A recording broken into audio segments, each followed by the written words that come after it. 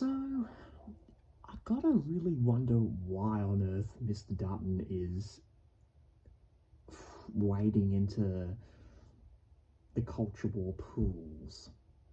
And here's my thinking on it. I think part of it is because I think the Liberals do have a solid, economic background up in Queensland.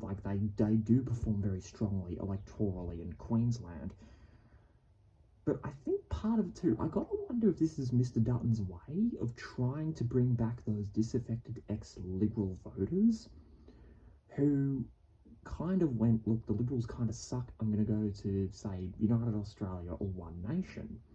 Because the thing is, I think in the past I would have thought, that wouldn't be such a problem because, of course, UAP and One Nation would still preference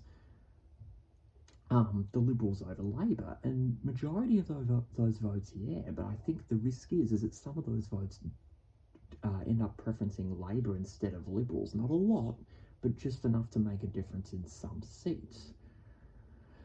Can't help but wonder if he's trying to also throw out, red meat to distract from the fact that he's been on flights with, Gina Reinhardt. I'm like, dude, for a guy who... Bear in mind, this is a guy who said, with a completely straight face, bearing in mind that he was the party of workers, even though he argued quite literally against the revised third version of the Stage 3 tax cuts, which would have benefited a lot more people in a lot more ways. Well, not to mention this is also the guy who has quite openly said if he could, he'd get rid of the right to disconnect laws. But, yeah... Bloody Dutton.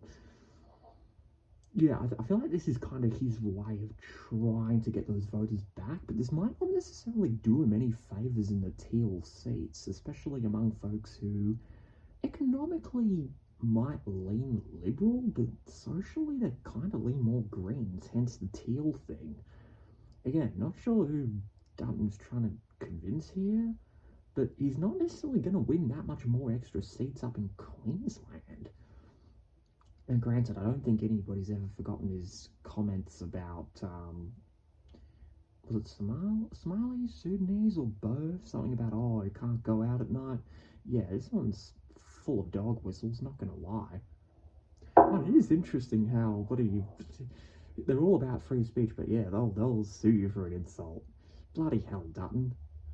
Mind, take heart, at least nobody's gonna leave dog food on his desk.